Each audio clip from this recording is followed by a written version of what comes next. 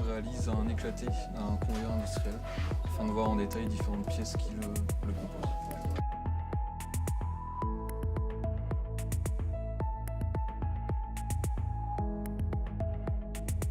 Au démarrage, l'application elle donne l'ajustement qu'il faut donner à l'appareil pour être dans les... Vous remettez juste l'appareil en face dessus, s'il vous plaît.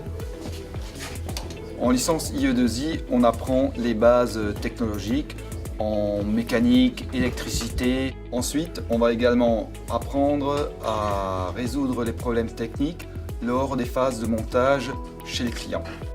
Nous sommes en permanence à la recherche de techniciens polyvalents, polyglottes, autonomes, capables d'intervenir dans le monde entier pour accompagner la croissance de notre entreprise. Et ils interviennent en Afrique, au Moyen-Orient et dans le sous-continent indien.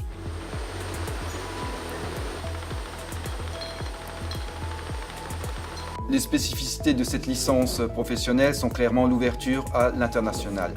L'objectif est de pouvoir communiquer avec le client et également de pouvoir voyager relativement facilement en connaissant les codes du pays. Cette licence m'a permis d'avoir tout le bagage technique en tout ce qui est électronique, mécanique, pneumatique ainsi qu'automatisme. C'est vraiment quelque chose qui permet d'être beaucoup plus autonome et de mener à bien une mission. C'est cette autonomie, cette polyvalence qu'on ne trouve pas dans un autre diplôme, le tout renforcé par une pratique des langues, l'anglais principalement, d'autres langues si possible. Chez EFT actuellement, je suis chargé d'effectuer des installations avec des autres techniciens plus expérimentés, de faire des opérations de maintenance, du dépannage, de la création de nouveaux formats pour des nouvelles bouteilles, des nouveaux contenants et effectuer la formation des opérateurs qui seront sur la machine. Pour s'inscrire, il y a un site dédié au niveau de l'université où il va déposer son dossier numérique. Ensuite, il est convoqué.